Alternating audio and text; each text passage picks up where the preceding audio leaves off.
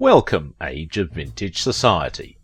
Of all the 1960s pop culture icons, she was perhaps the perkiest, bubbliest and cutest. Barbara Eden is best known for her many years on television as the lead in I Dream of Jeannie, a popular sitcom of the 1960s. She was also an accomplished movie actress and played against many well-known stars such as Elvis Presley, Paul Newman and Frankie Avalon. Why did Barbara Eden's belly button cause censorship issues? Make sure to watch the video until the end and leave your thoughts in the comments. If you are new here, join our wonderful community by subscribing to the Age of Vintage channel. Barbara Eden, everyone's favourite Jeannie, is one of America's most endearing and enduring stars. Barbara Eden is one of the few timeless beauties that Hollywood has ever produced. In an industry where many talented people and beautiful faces have been forgotten over the years, Eden has managed to sustain her admirers even till date. After working on a dozen unsuccessful films, Barbara became a household name in the United States for her role as Jeannie in the famous American sitcom I Dream of Jeannie. The sitcom is still remembered by many, even after 5 decades since its first appearance on television. This role also paved way for loads of offers. Barbara has also been one of the busiest actresses of all times. In a career spanning more than 5 decades, Barbara has appeared in around 21 movies and worked on more than 50 television shows. Eden has even been associated with all the major Hollywood production houses, such as 20th Century Fox, Columbia and TriStar, which have produced many of her works. Barbara has been seen in various cameo appearances for television and even commercials. Eden also proved that she's a good singer by lending her voice to a few tracks from one of her movies. There's something admirable about a person who embraces their past rather than spending a lifetime trying to elude it. The latter is particularly true in Hollywood and, in this instance, the stars of classic Hollywood who are bitter about the things that made them famous in the first place. Compare them to Barbara Eden, who was always delighting her fans by crisscrossing her arms and assuming the I Dream of Jeannie position. Spanning the golden age of Hollywood, where she shared a stand-in with Marilyn Monroe at 20th Century Fox, through the rise of the power and influence of television as an international star maker, Barbara has seen and experienced it all in Hollywood. In this video, Eden, with her innocence, strength and humour, finally lets Jeannie out of the bottle to tell her whole unvarnished story. Barbara Eden, born Barbara Jean Moorhead on 23rd of August 1931, to Alice Mary and Hubert Henry Moorhead in Tucson, Arizona, became one of America's most enduring actresses. Her first several years were marked with the struggle and hardship of the Great Depression. The economic collapse deeply affected the blue-collar family, but Alice had something in mind to keep things interesting for her children. Alice wasn't a professional singer, but that definitely didn't stop her from belting out songs at home. Naturally, it rubbed off on her children, especially Barbara, who would soon take her singing outside the home. Her parents went through a divorce and the family subsequently relocated to San Francisco, where Eden would sing for bands at various clubs. This was her introduction to the workforce, and she would be a performer for much of the rest of her life. Upon arriving in San Francisco, Eden's mother Alice married Harrison Connor Huffman, a telephone lineman, by whom she had a daughter, Eden's half-sister. A lot was changing both personally and geographically for Barbara, but she seemed to take it in her stride. At age 16 she studied singing at the San Francisco Conservatory of Music and acting with the Elizabeth Holloway School of Theatre. Just 2 years later, in 1951, Barbara was crowned Miss San Francisco. Even though she did everything she could to capitalize on her success, Barbara entered and lost the coveted Miss California competition that same year. It was a huge blow, but the world had something magical in store for the young Hollywood hopeful. Eden graduated high school and attended theatre classes, and though her early career isn't much more than a collection of guest slots on popular TV series and a handful of supporting roles, she was out there working from the start. Before her big-time Hollywood breakthrough, the local church was Barbara's first stage. She joined the church choir as a teenager, where she quickly worked her way up to performing solos. Little did she know this was only the beginning. After reaching the top of her church choir's talent pool, Eden went on to sing in local bands. Not only did she exercise her vocals, but it also paid. She got roughly the equivalent of $130 a night. Not bad for a teenager. Barbara Eden arrived in Hollywood in the 1950s. When Eden first arrived in Hollywood, she didn't jump straight into acting. Before she became an actress, Eden worked at a bank. After her bank job, she began performing as a chorus girl at Ciro's, which is a supper club on LA's Sunset Strip. Barbara knew she wanted a bigger stage, so she hustled for a spot on the Johnny Carson show. Barbara began collecting gigs like Barbie dolls. She managed to land guest roles on The West Point Story, Highway Patrol, Private Secretary, I Love Lucy, The Millionaire, Father Knows Best, The Andy Griffith Show, and many more. No one was doing it like Barbara, but she hadn't quite broken into the A-list. That all changed in 1957 when she did a screen test for the role of Joan Woodward in No Down Payment.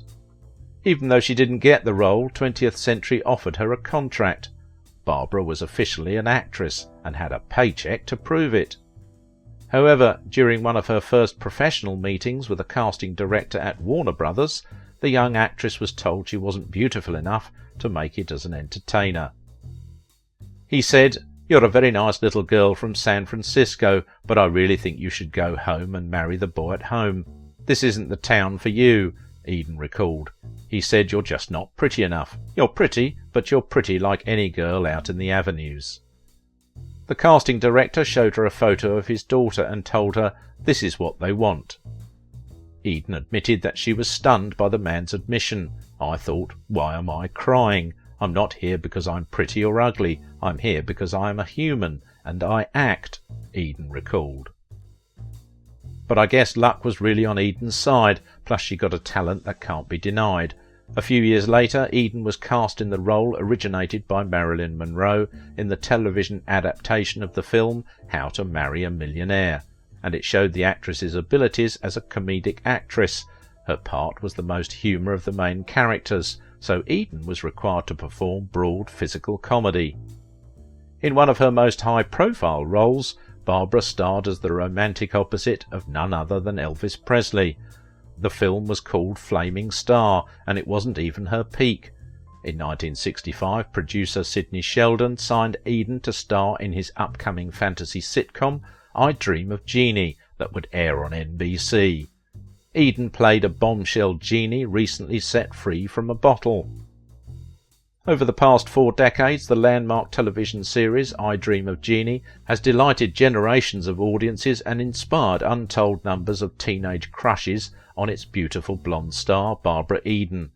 But when the show first aired on NBC in 1965, little did anyone associated with the series ever dream that Barbara's role as Jeannie, with her harem girl costume, blonde updo and signature blink, would become the universally recognisable icon in pop culture she is today.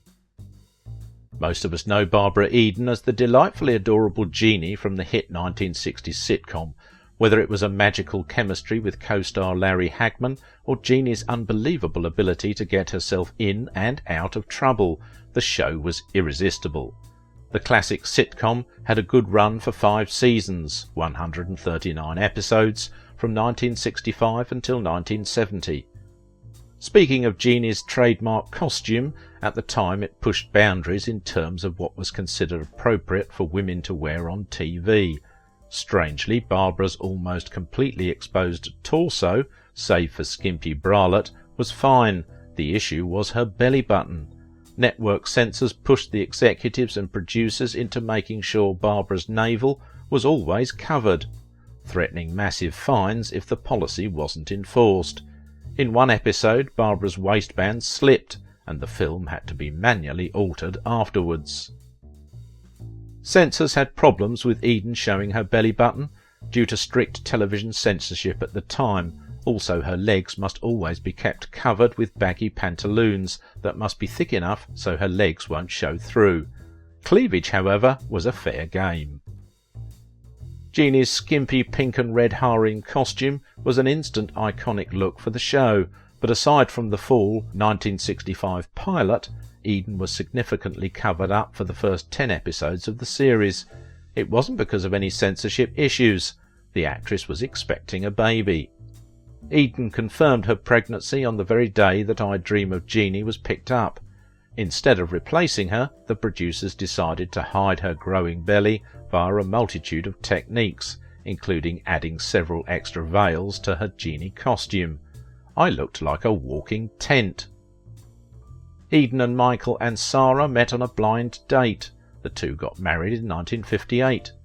In 1965 she gave birth to Matthew, who sadly would die on June 25, 2001 of a drug overdose. Matthew and Sarah overdosed in his car at a gas station, and Sarah passed just months before his wedding and had been working as a fitness trainer and bodybuilder. Barbara's show was released to coincide with fantasy comedy shows like Bewitched, which was airing over at ABC. Many critics have noted the similarities between the two shows. Sidney Shelton, the creator of the show, originally wanted to cast a more exotic-looking Jeannie than Barbara Eden. This is because he didn't want to draw any associations to television's other magical lady at the time, the witch from Bewitched. Shelton figured casting a blonde Jeannie would be too similar to Bewitched, but alas, he ended up casting Blondie Eden. Why? Because apparently after seeing all of the auditions, nobody was as good as her. We're not complaining. Heck, we think she did a great job in the series. Continuing the feud between Bewitched and Jeannie, Jeannie had an episode which featured Tony and Roger training a chimpanzee named Sam at NASA headquarters. The name Sam for the chimp wasn't an accident. It was supposed to be a direct jab at Bewitched, as the title character was named Samantha. The insult was followed up by very public accusations from Bewitched writing staff that the Jeannie writers had stolen many of their ideas and borrowed plots from the series, but I Dream of Jeannie became a pop culture classic on its own. By 1965, however, Eden's genre legacy was secured.